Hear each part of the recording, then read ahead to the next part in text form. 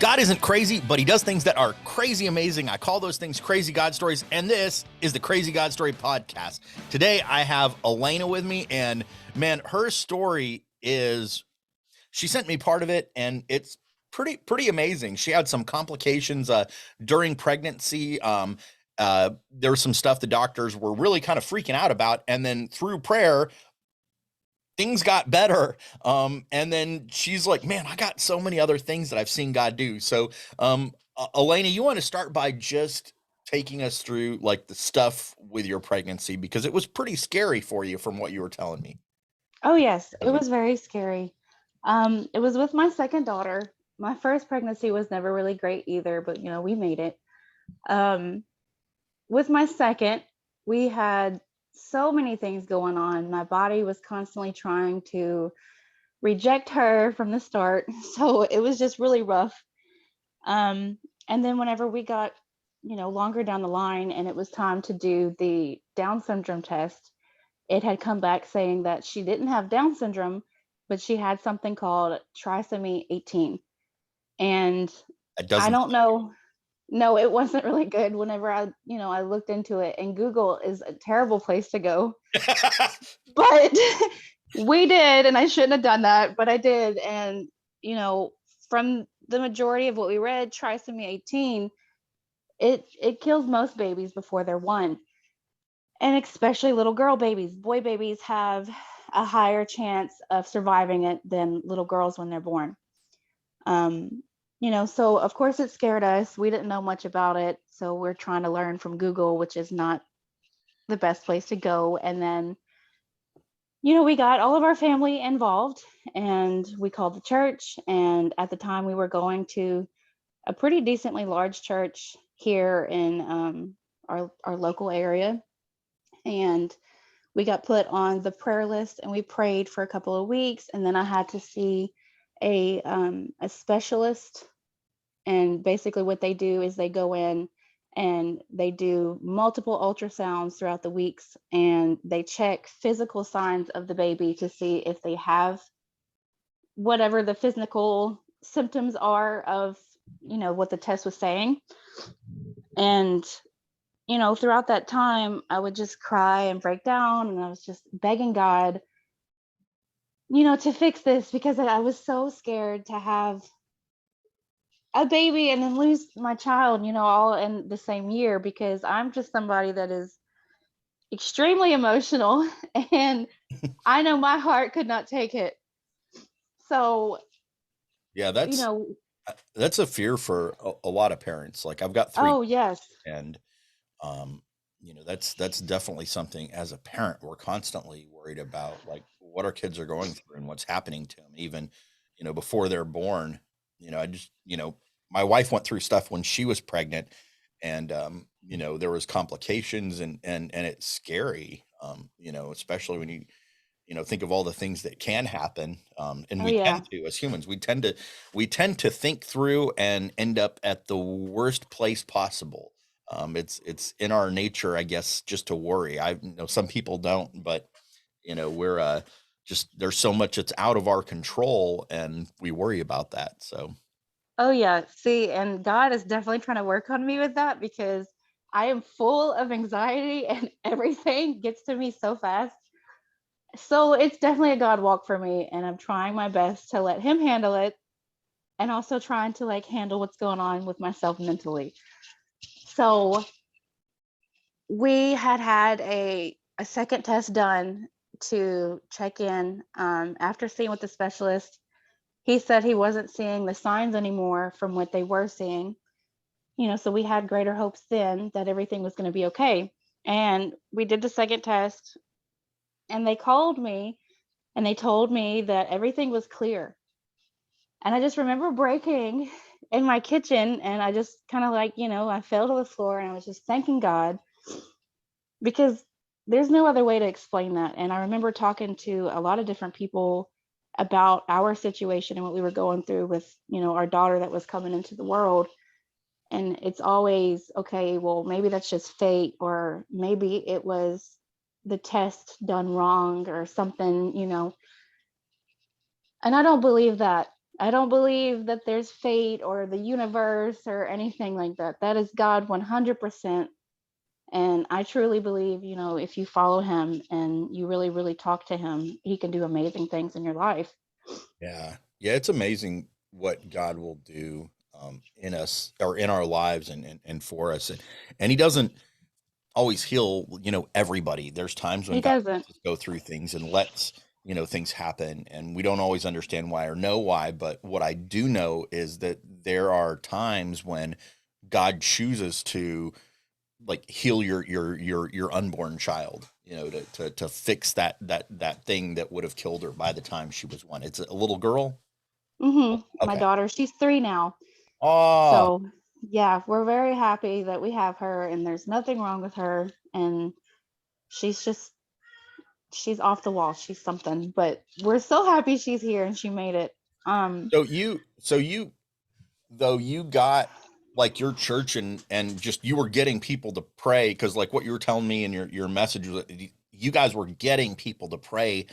about what was going on, and actually tells us in the New Testament that when we're sick or whatever, we're supposed to seek God through prayer. um uh and it's exactly what y'all did, and I think God answered that for you and you responded. So you had more stuff going on though, right? hmm my son, who is now 8 months old, we did not have a good pregnancy with him. I don't know why I have to go through all the things I go through when I get pregnant. I'm thankful that I don't have to do that anymore, but it's never good for me. So with him, we had kind of the same thing. My body just doesn't like babies. So, it starts off as my body doesn't want to be pregnant. So it gives me so many troubles throughout the whole thing. Um, and with him, I've had several miracles with him while pregnant. Um, when we went to our first ultrasound, we had thought that we were pregnant with twins, because we saw 2 sacs. You could see the little, so Little peanut. yeah, the peanut, you could see him in 1 sac, and then off to the side of him, there was one that was exactly the same size, but we didn't see anything, in there. And the doctor brushed it off and told us that it was fibroids, which is like scar tissue from having babies. Um, so we were okay, we're not pregnant with twins, it's just one. And I was 13 weeks and I had a major bleed. So we thought that we were losing him. And I had bled through the weekend and I wasn't able to talk to my doctor till Monday. So that entire weekend, yeah, that entire weekend, I was so down, so hurt, just thinking the worst that I lost my son. And, so Monday finally came and they were telling us to come in, get an ultrasound, let's check in on him and see what's going on. So we went, and I just remember we all prayed about it. And, my mother in law, she's a very godly woman and she's somebody I look up to all the time. And I absolutely love that woman. She had come over that day and she saw the aftermath and everything. And she broke with me. And we were like, no, we're not going to think the worst. We're going to pray on it. So we did. And whenever I went back in for my ultrasound on Monday, the the technicians that do the ultrasound, they're not supposed to tell you anything, but I think she could see that I was panicking to the point where, I honestly couldn't deal with it anymore. I was just ready for them to tell me the worst and, get that over with because I just couldn't take it. And so she came and she was doing it, and I was just staring at her. And she said, I can't tell you anything. She said, I can't tell you how things are. She said, but I'm going to tell you, I see a heartbeat. And that's all I needed to know. So I knew he was safe. I knew he was okay. And we don't know what happened to the other thing. So I don't know if it was twins. I don't know why we had such a hemorrhage like I did, but he was fine. And so moving further along into the pregnancy, um, nothing was really wrong for the rest of the way besides, your your basic miserable pains, but everything else was okay. And when he was born with a deformity on his privates. So that was one thing that we had to go through. And also, after learning that, I had went home with him a week after he was born because I was in the hospital for about a week because I had lost quite a bit of blood during the C-section for him. So they kept me in for a while to make sure that my blood count went back up the way it needed to. And we went home. And I was supposed to go back a week later to get the stitches and the staples looked at. So whenever I did, I felt really bad that whole week. I had a terrible headache. I wasn't feeling like myself, and I thought that maybe it was just from what I just went through, because C-sections are a very major surgery. Yep. Um, so I thought that's what was wrong, and she had checked my blood pressure, and at the time it was like 163 over 101, I believe. And she was asking me how I was feeling, and I told her that I had a serious headache, and that's about all that was really bothering me. I just felt bad in my head.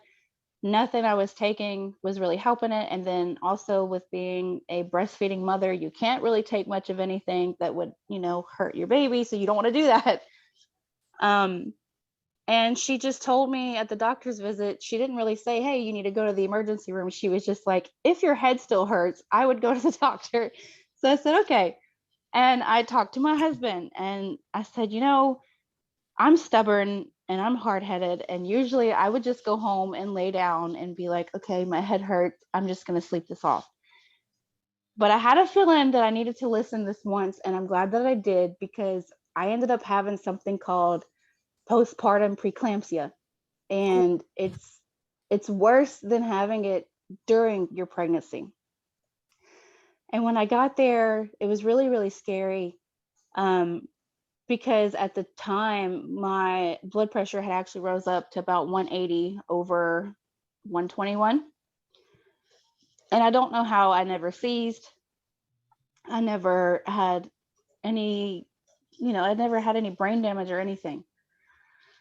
So the doctor had come in and he was talking to me and he said, if you wouldn't have come in when you did, he said you very well could have passed at home in your sleep. Wow. And nobody would have known what was wrong. So they were panicking. They had stuck me on a magnesium drip to drop my blood pressure.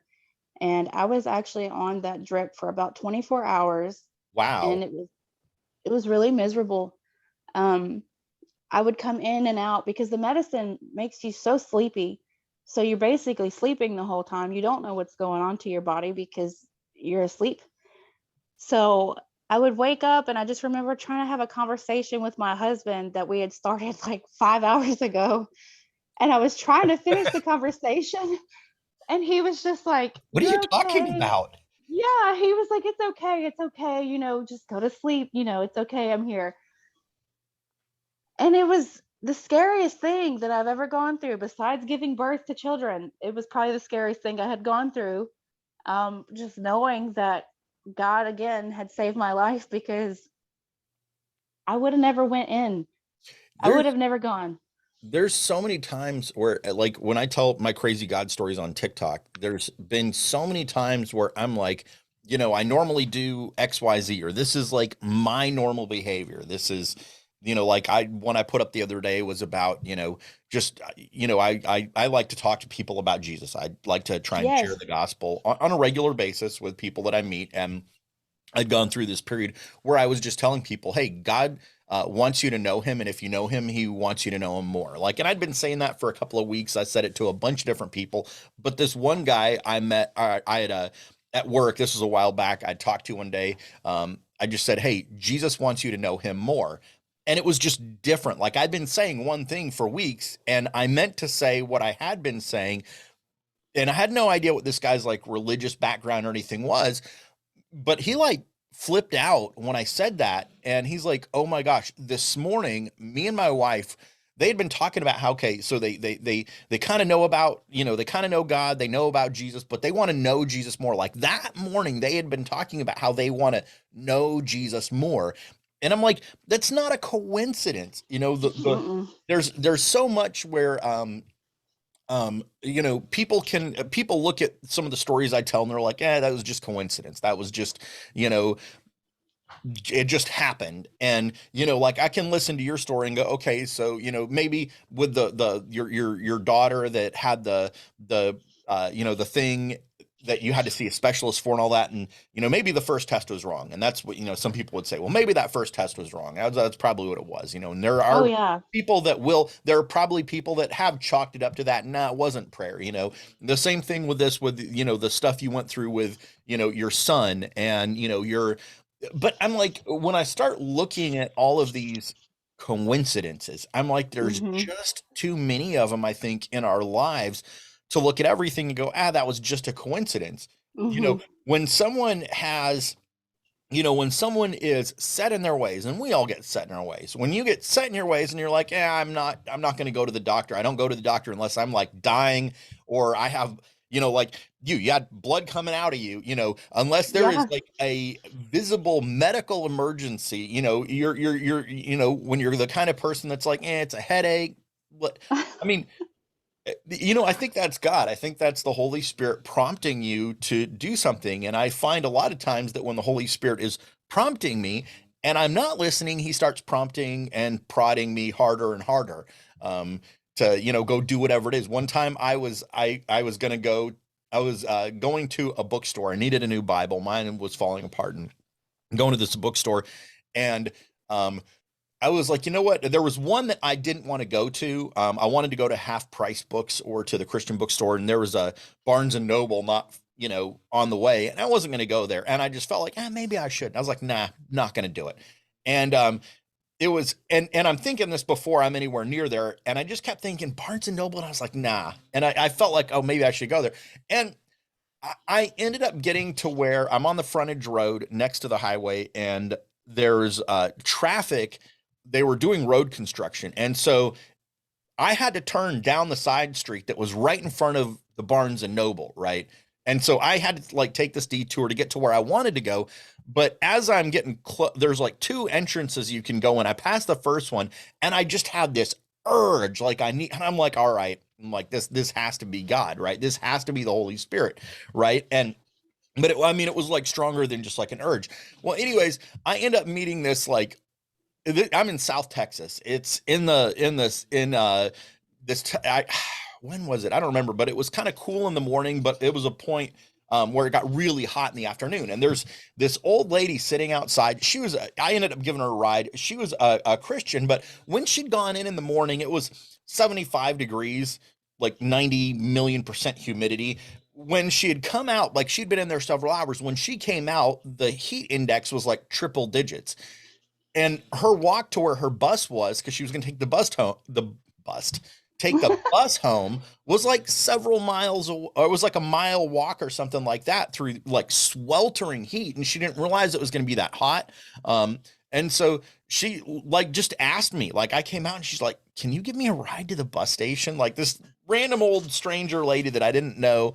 And I was like, and I was in like a government uniform and stuff, and so I don't know if that made, but she was a Christian. I think the Holy Spirit put it in her heart to ask me, and it was the Holy Spirit prompts us to do stuff. This lady needed to get a ride. I didn't just give her a ride to the bus station. I gave her a ride to her house.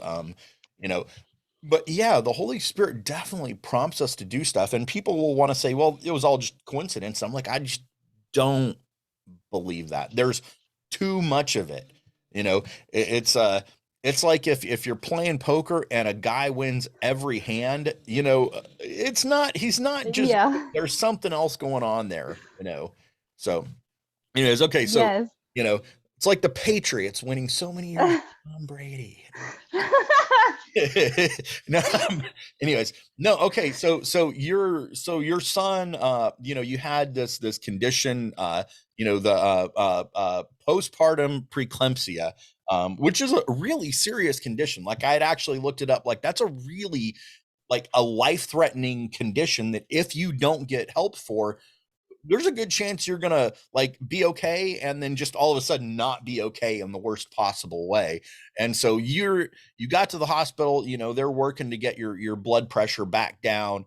Um, and so go on. Yeah, so like I said, I was on magnesium for 24 hours, and they finally got it to drop, but it was staying. I don't know why my body does the things it does. So it would go all the way to, 120 over 80, which is healthy, normal. And then it would rise back up to 140 over whatever. So we were in the hospital for another 3 days dealing with all this great stuff. And then so finally they were like, okay, you seem kind of stable between the 120, 130 range. So we're going to let you go home. And I was fine with that. Um, and I don't think at the time my family realized like exactly how bad it was. Because nobody could come in and see, because of COVID. So it was just me, my husband, and my son. And at this time, I'm super depressed because I have two daughters also, so I couldn't see them or deal with them. And my son, he was only like 2 weeks old at this point, and it was just really rough because I couldn't do anything with him. And the first 2 months of his life, I was fighting for my life to get back to normal. Wow. And I would cry and break down to my husband because I couldn't feed my son. I couldn't do anything with him. And it was nonstop. And I just remember, constantly praying to God every time that I would wake up. And then, of course, I'd fall asleep in prayer because I couldn't, stay awake. And whenever I had talked to my sister, she was really scared for me because she understood what it was. My parents didn't really understand it. They were just like, okay, she's back in the hospital again. She's having problems.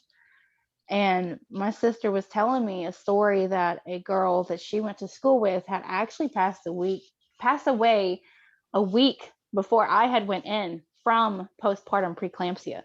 They didn't catch it for her. They didn't know Wow. she had it.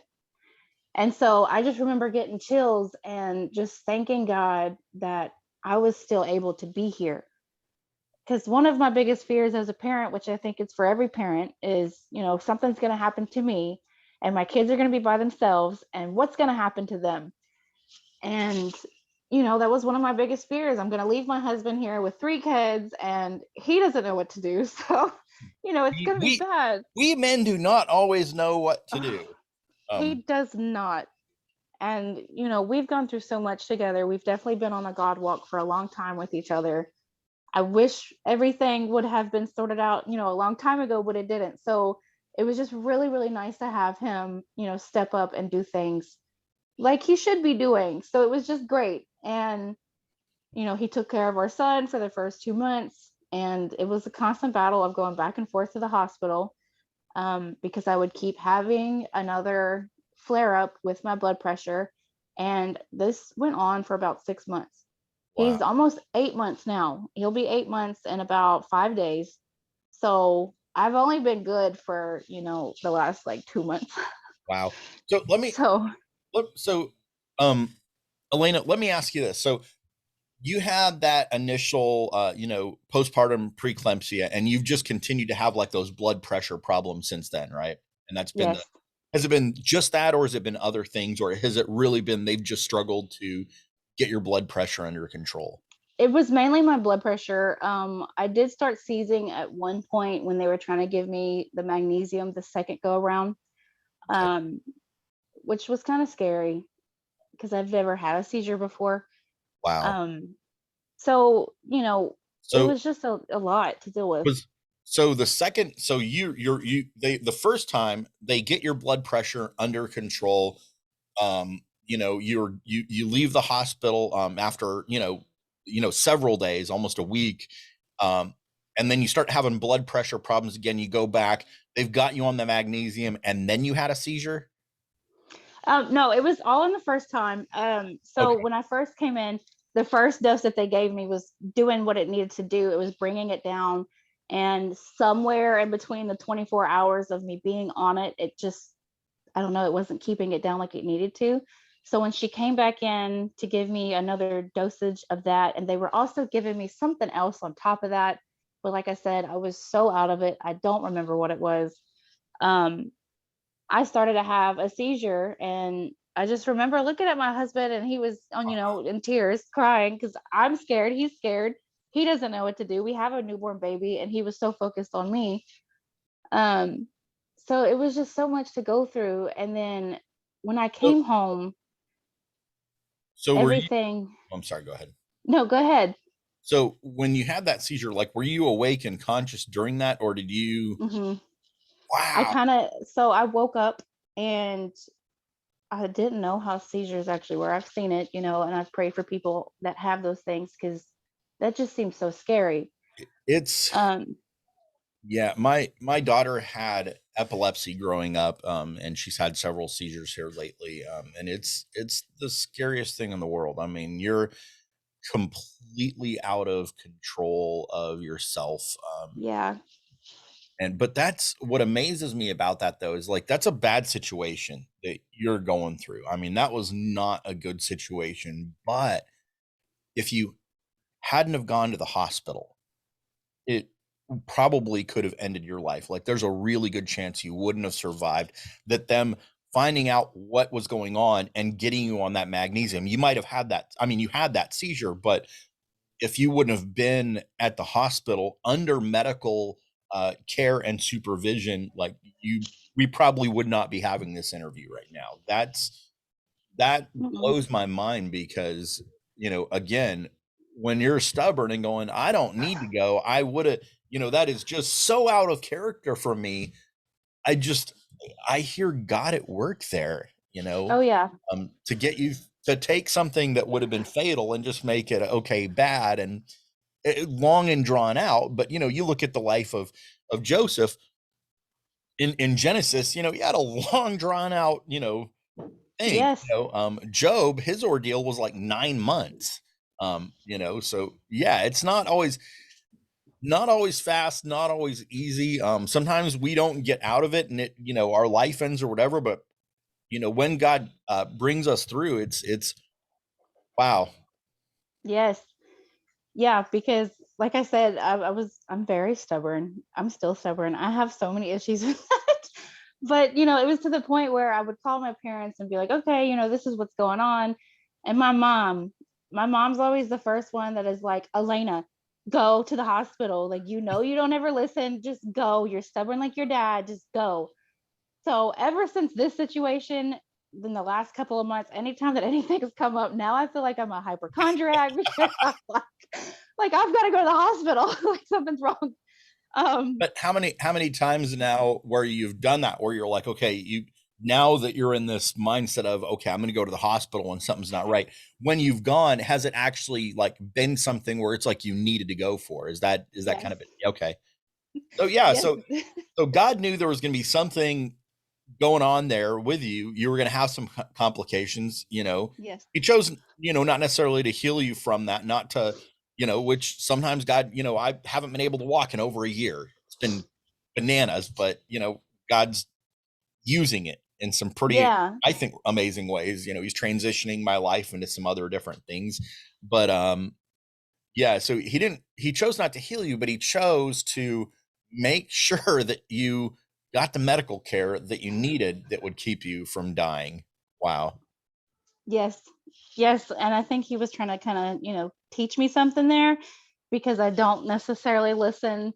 I don't listen to my body, and I don't know why. I guess it's just because, like, growing up, especially because of growing up, my parents didn't really take me to the doctor. So, if you got sick or something, it was always just lay in bed and here's some Vicks and you'll be fine. And so when it comes to something that felt more serious to me, I don't typically go because I'm just like, it's fine. It's just this or it's just that. And this one time I finally listened, and I'm still struggling with things.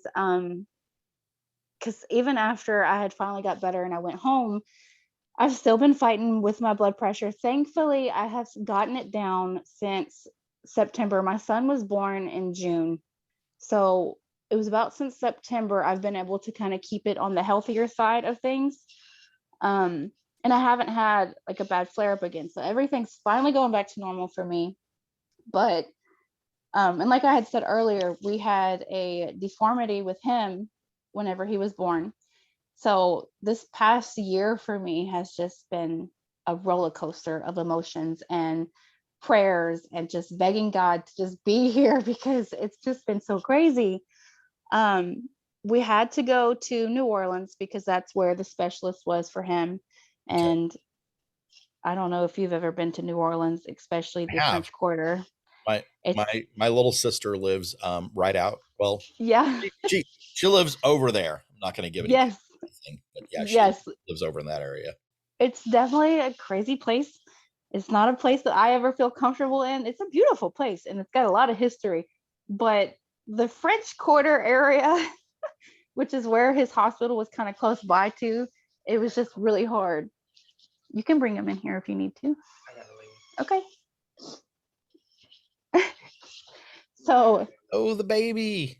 yeah, he's probably not going to be okay with that. You can give him to me. We like babies. Yeah. I've had three. Well, Hi. my wife has had three. Oh my goodness, he is beautiful. Thank you.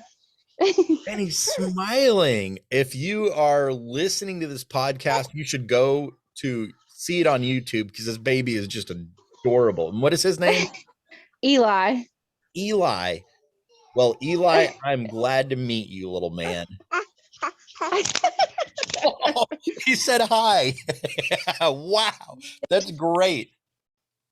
Could you hear me still without the headphones in? Because he pulled them Oh, out. yeah. Yeah, yeah, yeah. Okay. Hang on, bud. Okay. Anyway, so this is the man that I have been talking about for a little bit. He's the one that we just went to New Orleans with to get his deformity fixed. And so as you can see, he also has kind of a large head. So that was our second issue that we've had with him. Um, so throughout, all the checkups, the normal checkups for babies, Right. they've always kind of been telling us like his head's on the larger side and things like that. So one doctor was finally like, okay, his head's grown too much in the last 2 months. We need to get it looked at. So we did, and they said that his ventricles, where the fluid is held, is too large. And it was holding too much fluid. So we were really worried about that because the doctor had told us that basically whatever the next ultrasound said, that he was going to have the fluid drained from his head, and that was not something I was very excited about. And whenever it came down to it, we did the second ultrasound, and they said everything was fine again. So when we start talking about this story, it's the same thing. It's okay. Well, the first test was wrong, and that ultrasound didn't see anything, and it's been a nonstop thing. Yeah. But he is finally good and healthy. Awesome. He's perfect. Yes, Absolutely perfect. So he's just gonna be a big man.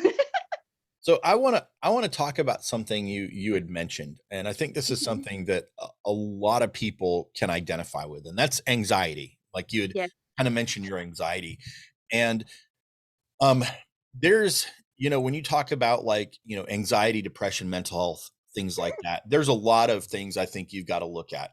I've heard some Christians are like, you just need more faith in God. I don't think that's totally true. I think our relationship with God definitely can play a huge role in where we're at with that stuff. Something specifically I do want to talk about just a little bit is anxiety, because the Bible does actually talk about how to deal with anxiety. Philippians 4, 6, and 7. Are you familiar with it? A little bit. I'm still Okay. trying to learn. No, it's okay. So Philippians 4, 6, and 7 actually it tells us kind of like the way to get past anxiety. It says, "Be anxious for nothing, but in everything with prayer and supplication with thanksgiving, let your requests be made known to God, and the peace of God, which surpasses all understanding, will guard your hearts and minds through Christ Jesus." There's, people talk about that. They're like, "Oh, the peace of God," and So often anxiety is like there are times when anxiety and depression and things like that are a result of like, chemicals not right in our head, certain things aren't firing right. There's physiological reasons why we can have things like that, but there's also um one of the things that I think is really important to look at. A lot of anxiety comes from the fact that we can't control things. Like there's so many things that are out of our control, and our mind, like we were saying, we were kind of talked a little bit about earlier, is your mind goes to the worst possible scenario. We sit here and we stress about things and we worry about things and think about how bad things are right now in our life, and it causes anxiety. It's like a breeding ground for anxiety. But what that passage is telling us is that when we're praying, we need to have this thankfulness in our prayer, um, because the reality is, no matter how out of control stuff is for us, God is always in control. And I think your story, what you shared, is so pertinent to kind of that passage, because yeah, you've got medical stuff going on that you're still dealing with, and you have been for a really long time. Um, but I can see God in there with you, going through that stuff, that you know, the Bible promises he's never going to leave us or forsake us. And I know that when I'm going through stuff like that, like I've been through some stuff, and when I'm looking at, like I haven't been able to walk in since October of 2020. I tore a bunch of ligaments and tendons, had surgery December of 2020, and now I have permanent nerve damage.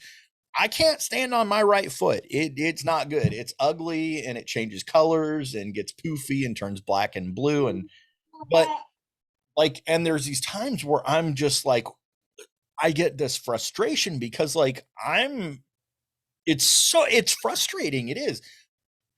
But when I start, and like I'm not able, I've been a mechanic for 20 years. I can't do that anymore. And so my ability to provide for my family in the way that I have, like it's gone. My retirement, it's gone. I don't have that account, that retirement account anymore, because I don't work for that, I'm don't work for the company I did anymore. But I've seen God get me through so many things in the past, and I've seen him work so miraculously and supernaturally and be there for me in like small ways, that when I'm stressing out and oh, my kitty king, say hi. But when I feel just overwhelmed and packed with anxiety, I just start talking to God and start thanking him for what he's done, and thanking him that even though I'm going through this really, really hard, terrible situation, um, I'm thankful that I know that he's with me. And I know that everything that's happening in our life, there's nothing that ever happens where God is like, oh my gosh, I didn't see that coming. Like he Mhm. knows before we go No. through it. And Yep. when I'm thankful to God for his presence, for him being there, and when I start focusing on him as the solution to my problems, even when it's not the solution that I want, um, in 2 Corinthians 4, the last verse, it says, we don't focus on the things that we can't see, or we don't focus on the things that we can see, but we focus on the things that we can't see, because what we can see is temporary, but what we Mhm. can't see is eternal. And I've learned that everything in life, everything that God lets us go through, it has an eternal purpose. He wants to take the things that we're going through and use it to, if we hold on in faith to him, going, okay, I know you've got a reason, I know you've got a purpose, I don't know what it is, but he wants to use what we're going through to change people's eternal destiny from hell to heaven. Like he wants to take my situation, he wants to take your situation from, and use what you've gone through and use you and your story to be able to uplift and encourage other people. So, to be able to use it as a testimony to him, um, so that people that don't have the hope that we as followers of Jesus do. I remember this one time. So my daughter grew up with epilepsy. We've been through mountains of seizures, tons and tons and tons. And I remember I was at the hospital one time with another one of my daughters who, I don't remember what was wrong with her, but we're at this children's hospital, and there's this woman there, and she is beside herself. Like, she is flipping out. She's got her daughter there, and uh, we were talking, and her daughter had a seizure. Now, her daughter didn't have epilepsy. She had never had a seizure before, but athletics in South Texas during the summer, and this girl had become very dehydrated and had a seizure as a result. And I was able to take what God had done in my life through my daughter with the epilepsy, with all that stuff, with the peace that He had brought me in the midst of the craziness, because there's no peace in that situation. There's only peace we find in God in the middle of the situations. And I was able to kind of share the comfort that God had brought me and share that with her. And it just changed her whole situation, and the way, well, not the situation, but it changed the way she was viewing that situation, and brought her a lot of peace. I don't know if the woman got saved. I don't know what happened, but I did get to plant seeds in her life, and Mhm. so, um, I would just encourage anyone that's listening, when you're struggling with anxiety and things like that. I'm gonna finish what I'm saying, and then back to you. Sorry. No, you're Um, good. You're good. in Jeremiah 17:9, it says, "The heart is deceitful above all else and desperately wicked. Who can know it?" When it's talking about the heart, part of what it's talking about there is our emotions. And Mhm. Satan, who Jesus called the father of lies in the Gospel of John, he's been watching humans for thousands of years, and he knows us, and he knows how to, him and his, and his, fallen angel demons that he took with him from heaven. Yep. They watch us, and they know how to whisper lies into our mind. They know what makes us afraid. They know what scares us. They know the things we worry about, because they've been watching humans for thousands and thousands and thousands of years, ever since Adam and Eve. Oh yeah. And so he constantly tries to use our emotions, how we feel, as a weapon against us. um you think about, like, a small child who's scared of the dark. Like, kids are scared of the dark, right? Oh, you yeah. know yeah, Yeah. okay, so how old is your oldest? She's 7. Okay, and is she still scared of the dark? Oh yeah. What kind of things do you have? I talk about this a lot. This is an analogy I use a lot, but I want to hear it from mom's mouth. What do you have to do to actually get your daughter at night to go to sleep, even though, because she's scared of the dark? Like, what is, you got to look under the bed, in the closet, night lights. What do you got to do? So we have to keep her bedroom door open, and the bathroom light has to stay on because it's more light than a night light, and she will not sleep with just the night light. And then on top of that, she has to have like 7 stuffed animals, and then she has to pray at night, and she's just it's like an hour-long process to get these kids to sleep. I I I feel it. And then this little guy starts getting older, it's going to take even longer. You're looking at 3 or 4 hours, because you'll get one to where they're good, then you go and start working on another one, and one gets the other one riled up, because, and I mean, it's you got so much fun ahead of you, but enjoy it while they're that age. But there's not anything there for your daughter to actually be scared of, is there? There's No, there's nothing, nothing. like, and you, as an adult, you're looking around going, there is no monster in the closet. The dark does not all of a sudden create things there to be scared of. It's an emotion. It's an irrational fear. And the thing is, you know she's letting the way that she feels affect the way that she views reality. So Yep. she has this irrational fear of the dark that's shaping the way she views reality and impacting the way that she acts. That's what Satan does with us on a regular basis. He's constantly trying to whisper lies into our ear about what's going on, about the reality of the situation, even though it's not true. And I love what Jesus said in John 8:31 and 32. He said, "If you abide in my word, you're my disciples indeed. You'll know the truth, and the truth will set you free." And when he said, you'll know, if when you know the truth will set you free. The word for know there, it's not just like to, like, have a head knowledge of, but like a knowledge through experience. So he's saying, if you Yeah. actually learn what the truth is and then use the truth, he's basically telling us it's a weapon to use against the emotional like lies that the devil tries to use against us. And so, the devil's trying to build these emotional traps, and Satan and Jesus is going, if you know the truth and use it, it'll destroy what Satan's trying to do. And so when you're, you know, I get so many people that they're like, oh my gosh, I've just sinned so much, and now God is angry at me, and I can't talk to him anymore, and I'm dirty, guilty, and they feel this distance from God. But if you actually look in the Bible at what it teaches us when we're struggling with sin, we want to go boldly, like Hebrews 4:16 says, go boldly to God, instead of running away. So I'm sorry, that's when you talk about like anxiety and emotion, that's something that I've dealt with so much that I hear so Yeah. many people talking about, and I just think it's an important issue to address. So, but I'm really blown away by your story, and just the way that, yeah, you're having to deal with all this stuff, but God got you to actually get to a place where you could still be here to deal with it. Yes, he did.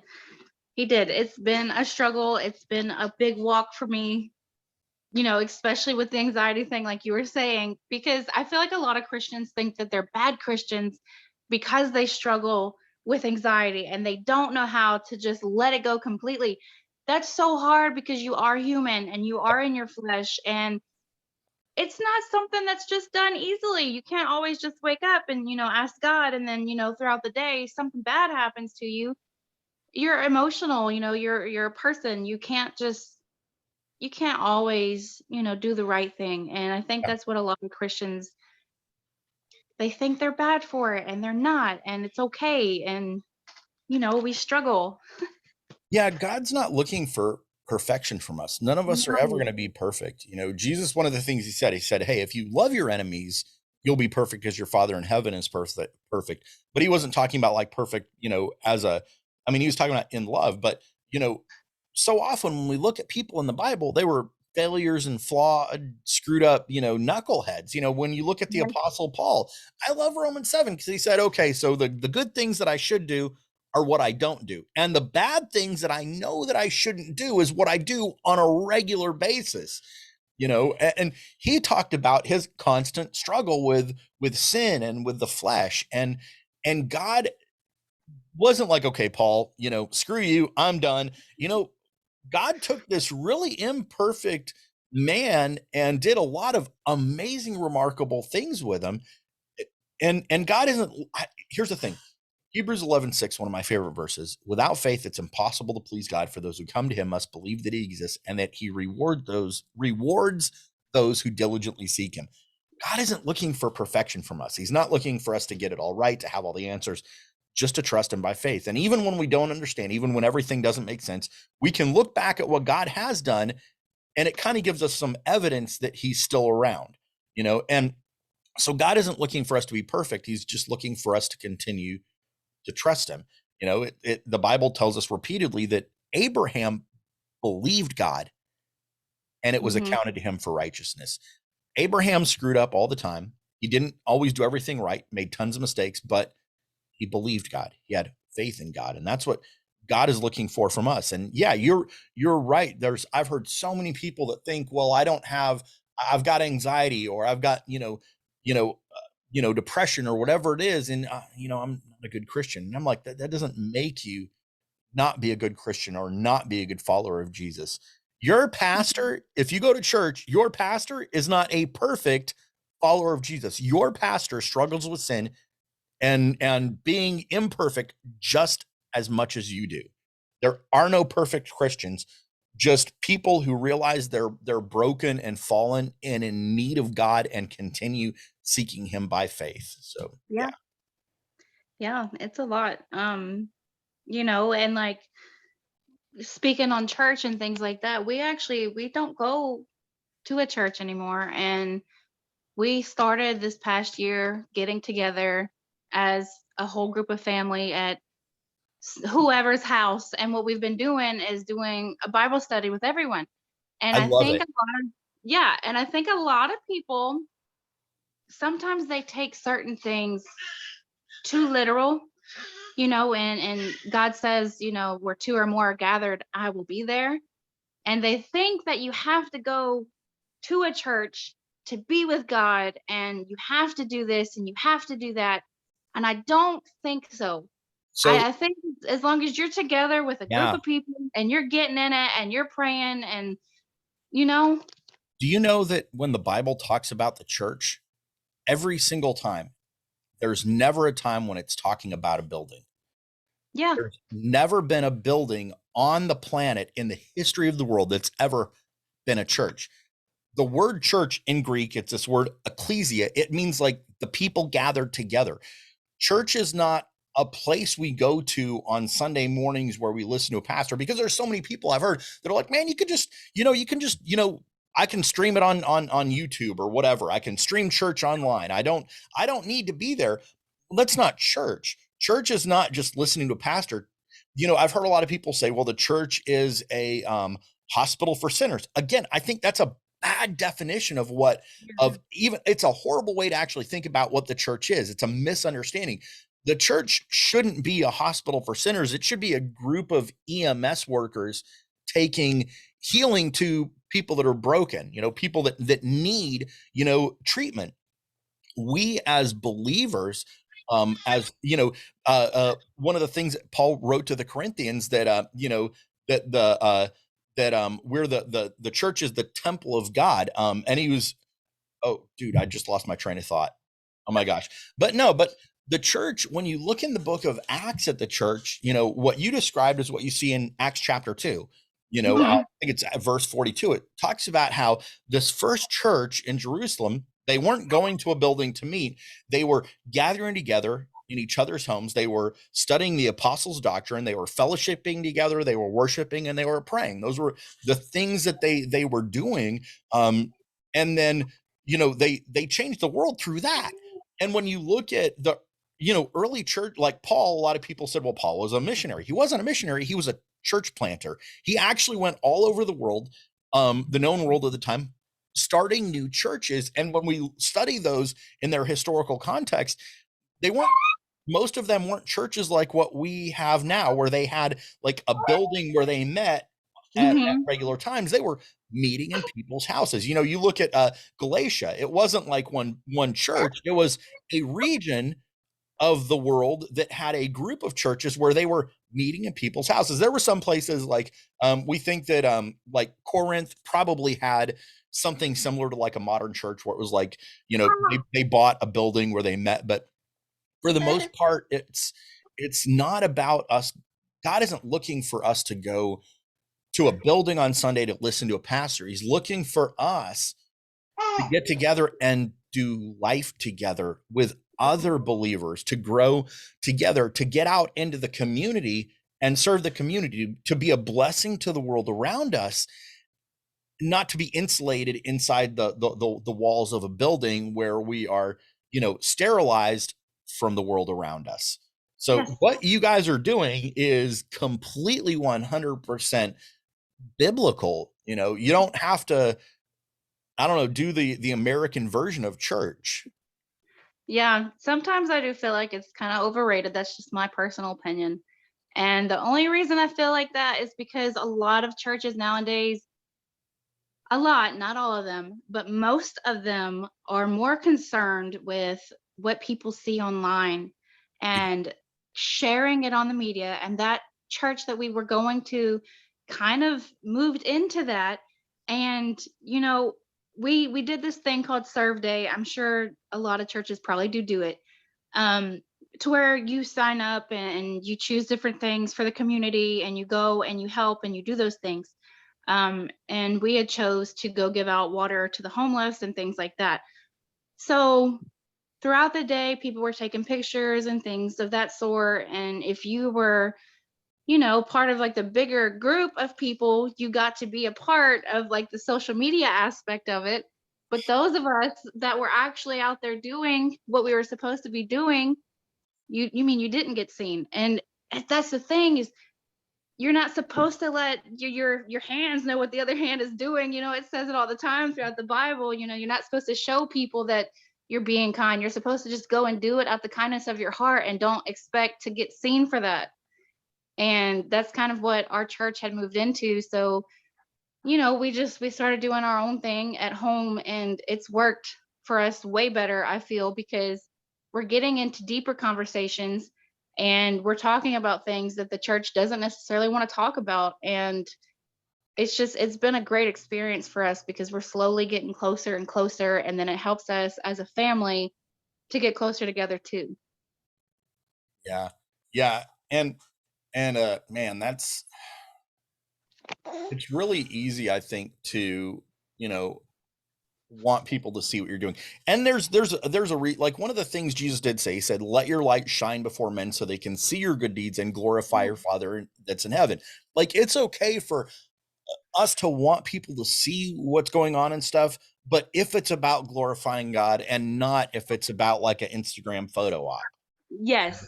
Like See, I share my crazy God stories because it's not that I want people to think like I'm great or whatever. I want people to mhm, be encouraged to live by yes, faith. And that's what I try and, when I'm telling these stories, I'm like, look, here's what, if you live by faith, here's what God wants to do through your life, and I think God's done some really remarkable things through my life. He's done some remarkable things in your life. yes. And that's why I think it's important for us to share our stories for that end, to grow God's kingdom, not our follower count. Yes, and that's what I think the beauty of giving your testimony is. And I think whenever he talks about, your light and things like that, I feel like it's more on the end of sharing your stories and not sharing, oh, okay, this is what I gave to this homeless person today, do you like this? Because that's a huge problem, especially with like younger people nowadays. They think they got to put everything online because it's going to make them boom up and things of that. And God sees your heart, and he knows what you're actually doing. He knows if you're doing it to be kind and share his love and things of that. And he knows if you're doing it to get views Yeah. and things Well, of and that too. and I think a big difference too is, yeah, okay, so if you want to talk about what God's done, sometimes you got to be like, okay, so yes, here's what I did for this homeless person. But Yes. then when you shift the focus to here's what happened, here's how it impacted this person. Like I haven't told this story yet. I've been kind of holding it in my pocket, but I was with my daughter a couple weeks ago. She was home from college for a few weeks. Um, and we saw this guy that was obviously homeless, and we're like, you know what, let's buy this guy lunch. And so we bought this guy lunch. Or we went up to him and we're like, hey man, are you hungry? And he's like, yeah, I am. And we're like, okay, well, we got all these restaurants right here, what do you like? And he's like, oh, just whatever. I'm like, no, what do you like? And he goes, man, I love seafood. And there was like a sushi pokey whatever thing like right next to us. And I'm like, all right, man, let's go in. We'll get what you want. And he goes, no, they won't let me in there. Apparently he's been in there before and he's been kicked out.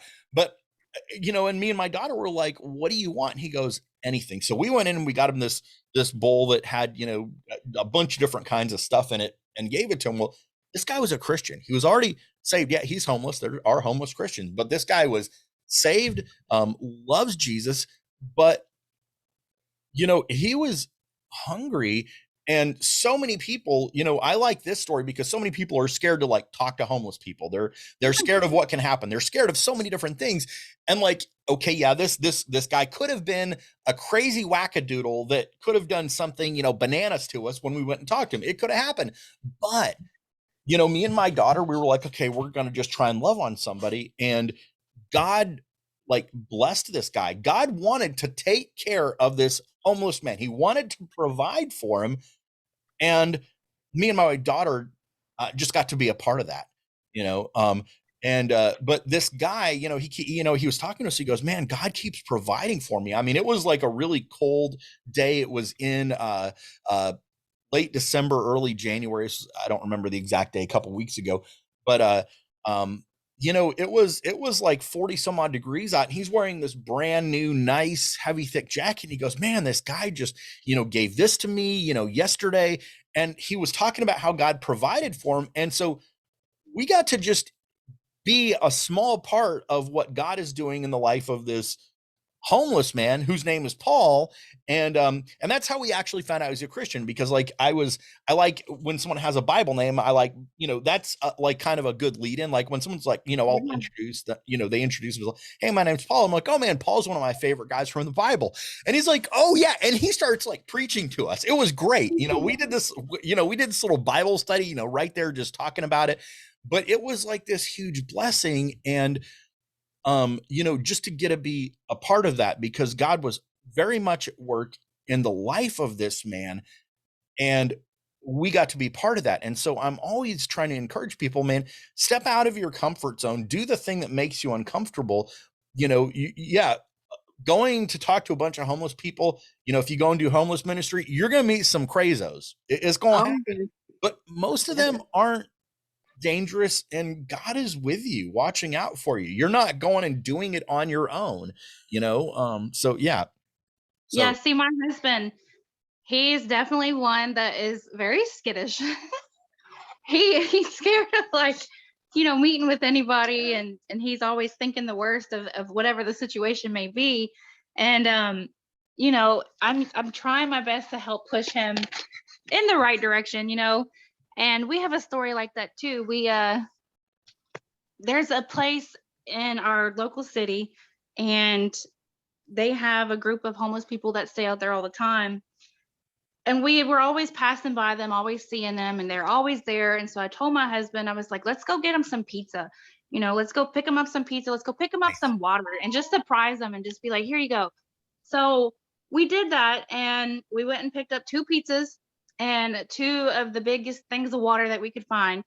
And we went over there. Well, when we passed, there was only like 3 people standing out there. When we came back, there was 10 people standing out there, and my heart dropped because I was like, I don't have enough pizza. And I was so upset because they weren't all right there, and I didn't realize how many people actually lived in this one spot in the city.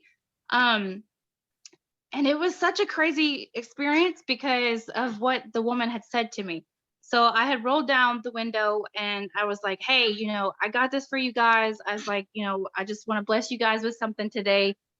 And so we did. I was giving them the pizza, giving them the water, and we were just kind of talking about how they were. And, like she was saying, a lot of the local churches were bringing them food, and they had apples and things like that. So they were getting fed, they were getting what they needed. And then she said something to me that just really broke my heart. She said, you asked me a week ago if I was miserable with the life that I had. And it threw me back because I was like, I haven't been over here in like a month. I was like, it wasn't me. And like it hurt my heart because I was like, why would somebody ask that? You don't ask that. That's none of your business. You pray for these people and you don't make them feel low for what they're going through. And oh man, she was like, I just wanted to let you know. She said that I'm doing good, and I don't have a miserable life and things like that. And I just remember looking at my husband like, I never said this to anybody. I was like, I don't know who said this to wow. her, but shame on them. Like they should not have done that to this woman. And but she was talking about God, and she was saying that God blesses her and things of that sort. And I think that in that moment he was just, I don't know, he was trying to talk to me about something. I didn't really understand what it was in that moment, but I was just like, I need to pray. I just need to pray for people in general for a minute, because a lot of people, Yeah. just because they have things, they look down on people that don't. And you're not supposed to do that. Yeah. There's I've heard this expression when people give, there's an expression, beggars can't be choosers. And so I remember I went to this thing one time. It was like a clothing thing where clothes were being given away to people that were less fortunate. And I remember looking at the clothes that these people had gathered, and they were all garbage clothes. They shouldn't have been given away to anybody. And there was this idea amongst the people that were doing it that, hey, beggars can't be choosers. These people that we're going to get this stuff to, you know they're either homeless or they don't, they can't afford to buy their clothes. So even though these clothes are ratty and full of holes and falling apart, beggars can't be choosers. And I'm like, that's horrible. I'm like, when we look at what it means to love somebody, and that's what we're called to do, is to love people and to love people well. It doesn't mean giving what's left over. It means like giving something that you would want. It doesn't mean, hey, we're going to go do homeless ministry, so I'm going to get some of my old socks. It means like, hey, I've got, I just bought some brand new packs of socks. I'm going to go take those. And if you ever do homeless ministry, take socks. They always want socks. Homeless people, that's Yes. one of the things I've learned. They always want socks, but you're yeah, we're supposed to love people well, and you know, homeless people will take, pretty much whatever you give them, but you got to love on them. And that doesn't mean giving them your garbage. It means giving them something good. And a lot of times, us giving, it's not something that's supposed to be easy for them. If you're really giving in a way that honors God, that pleases God, it's going to be something where, I hear about celebrities and they're like, man, XYZ celebrity just gave $100,000 to, whatever charity. And you're like, yeah. And he got $43 million for his last movie. Yeah. $100,000 to him is like me taking the 43 cents and change out, oh, there's no change in there right now. Usually I keep changing there. But Yeah. oh yeah, it's like me taking this, I got like $4. No, not yeah, I got about $1.50 and change right there. It would be like me taking that and just dumping it in the trash. It would not affect my life at all. Now, if No. I took half my bank account and emptied it right now, and there's not much in there, by the way, but if I took half my bank account that I need to pay bills with and gave it away, that would be generous giving. And I think that's the kind of, you know, God calls us to be generous. And you don't have to, I'm not telling anybody to go drain half their bank account or whatever, but Yeah. that's just an example. But God does call us to love people by, giving generously. And it's something that may mean, hey, I've got to eat out less to be able to give, or I've got to, sell my third vacation, uh, or whatever it is. But I've seen so many, um, you know, like my life is about giving. I wasn't gonna like go into this at all, but like, okay, so I used to run a nonprofit mechanic company, and so much of my life just revolved around giving. And I would always ask people, hey, I'll do the work for free if you can buy the parts, buy the parts. But so many times I'd work for people and they didn't have money for parts. And my church a lot of times would buy parts for people, but sometimes I would buy it out of money that I couldn't afford. And the thing was, is like I was giving more than what I could afford. But God blessed me and my family so amazingly. And even though I would like give away, like, sometimes what was bill money, sometimes what was half the money in my account, God always was faithful to make sure that we had what we needed. Like we never went homeless. We never went without food. We never went without anything. We always had what we needed. So yeah, so that's completely, we've gone completely off the rails there, and away from what we were talking about. But you got into some things that kind of are things that I'm passionate about, or things that I think people need to know more about. But man, I have loved having you on here. You've got your hands full, in case nobody can see. If you're not watching this on YouTube, she's just been taking care of this baby this whole time that I've been going. And so, do you have anything else you want to tell us about? Is there anything else you're like, I really need to share this story, or this, bit of Oh, information, or whatever? I have so many stories. So if I was to keep going, I mean, we'd be doing this podcast for days. But I'm just saying, like, God is amazing and He's there. And you just have to get comfortable with talking to Him, because my entire life, I felt like God was always trying to reach out to me. And since I was a kid, I've had like just this crazy hunger to get to know who He was. And that's what kind of led me on my journey. And most of my life, I've done it alone. I would talk to my parents and things like that, like, hey, I really want to go to church, and they didn't want to do those things with me. So a lot of this on my God walk I've done by myself, and that's okay too. And I feel like a lot of people are scared to change their lifestyle and, you know, change the things that they're doing because they're just afraid to do it alone. So I guess to anybody that is listening or watching this later, I guess just all I'm saying is, get into it and don't be afraid to be by yourself. And, do this for you. Don't do this for, your husband or anyone else. Just do this for you and do this for God because that's what he calls us to do. Yeah.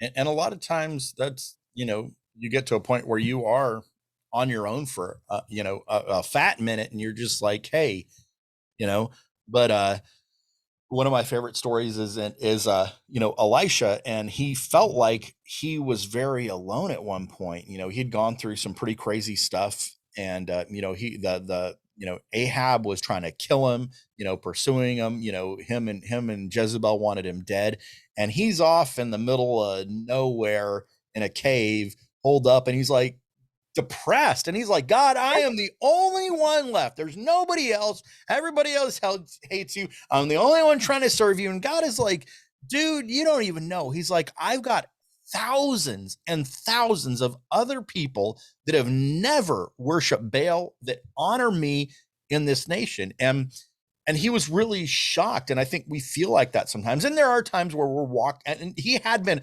walking alone on his own because he didn't know where the other people were. But we go through that sometimes, but God is always with us. And that's one of the things I've dealt with personally is loneliness. That's one of the things that, like, I haven't shared this story a lot. I was a children's pastor, and I'm at this children's camp with the group of kids I was in charge of.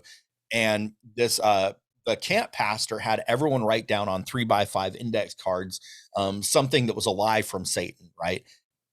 And I had a red Bic pen in my Bible, and I didn't tell anyone I did this, but on this index card, I wrote I don't remember the exact word, but like alone or lonely. I wrote something like that, and I wrote it in like just it was just I wrote it in big bold letters, and the next day, like, he talked about that, and he was like, "Oh my gosh, someone feels in this room full of like hundreds of people, someone feels alone." And I never went and told them, hey, I was the one that did that. But we feel like that sometimes. And what I've had to come to grips with is that, yeah, the church is supposed to be a community, but sometimes you still feel alone. And however, God, he never leaves us. He never forsakes us. I can't physically see him. He's not here. He's not, I mean, he's here, but I can't, you know, he's not here the way even like you're here where I can see you. I've got a two-dimensional reference. Yeah. I hear your voice. You're responding to what I'm saying. I'm responding to what you're saying, probably, or not probably. I am, but but I can look at all of the stuff that's happened in my life, and it's like the way that you were pushed to go to the hospital when you normally wouldn't have. I can look at those experiences in my life, and I know that it's God, and I know that he's with me. I know he hasn't forsaken me or abandoned me. And that brings me comfort in the middle of the times when I really like feel alone. Cause for me, more than anything else, that's what I've dealt with is loneliness, not stress or anxiety or worry, but just feeling alone. And yeah, yeah, we do have to go through things by ourselves sometimes, but God is always with us, and that's hard to remember. Hard Oh, to it is. hard to grab onto that, but when you can grab onto it, it can bring a lot of peace. Oh, yeah. Because one of the best pieces of advice that I think my pastor ever gave me, um, me and my husband, we had issues. Everybody goes through issues when they're married. I Mhm. just wish that we could have worked it out whenever we were younger, but it didn't happen that way. And it's a reason like that, because God wants it to be like that. He wants you to go through things at certain points of your life so that you can learn from those situations. And because you also probably weren't mature enough to handle it if it Yeah, would have happened before. So, like my pastor had told me, he said, Elena, he said, I know that you want godly change for him. you want him to really get into it and things, like that. So he said that the best thing that I could have ever done was continue to work on my God walk without my husband's help. And it was so hard because you don't wanna do it alone, you wanna have good conversation, and when you're learning things and you don't have someone to really share those things with because they're not really ready for that yet, and it's hard. So, it was a lot of discipline on my part because I just wanted to be like, "Hey, you need to open your Bible and you gotta read with me and we gotta do this together." But I couldn't do that to him, I had to do it on my own, and I've changed so much since we got together, and he started changing on his own too because he was finally ready to do it. So, it's just it's hard to be alone because it's just a human thing. Yeah. We always feel alone even though God is there, Yeah. and we all struggle with thinking that sometimes maybe he just doesn't hear us because, you're crying and you're just having a moment and it's bad. Because I have those moments all the time. I still have those moments, and I'm just like, "Do you hear me?" And then later, I'm like, "I'm sorry for my attitude. Forgive me." I did that last night. Just there's some stuff we're dealing with, and I just, I would just lay in there last night and I'm just praying. I'm like, God, are you here? Are you mad at me? What, and I'm going through all this stuff where I'm like, I was just frustrated, and I just felt defeated. And I went to sleep like that. And I woke up this morning and I was just praying. I was like, you know what? I might feel a certain way, but I know it's not true.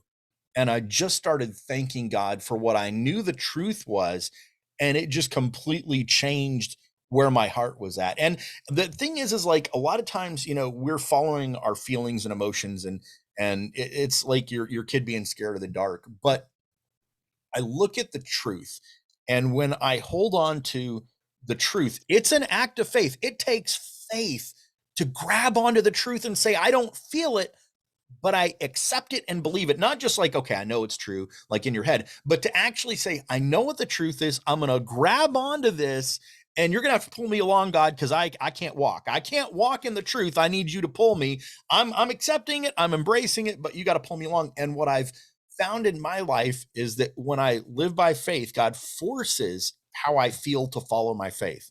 Like that anxiety that I've got, like I struggle, with stuff like everybody else. Um, uh, but when I really embrace God and Him being with me, like that loneliness that I have, like I just see it dissipate.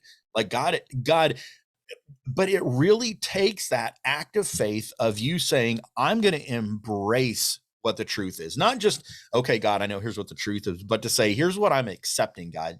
This is what the Bible says. This is what you told me in your word. I'm grabbing onto it, even though I don't feel it.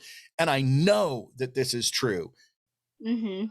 And you start thanking God for that truth, and it just changes the way that you feel. And that's what I found in my life. I think that's what Philippians 4, 6, and 7 is telling us is, when we're struggling with anxiety, to hold on to that thankfulness, and that's kind of the cure to anxiety. And we're not perfect at it. I'm not saying like, okay, if you do this, it's going to be perfect the first time, every time.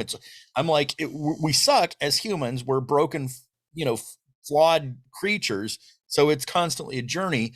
But I found that when I'm doing what the Bible says, I get the results that it says as well.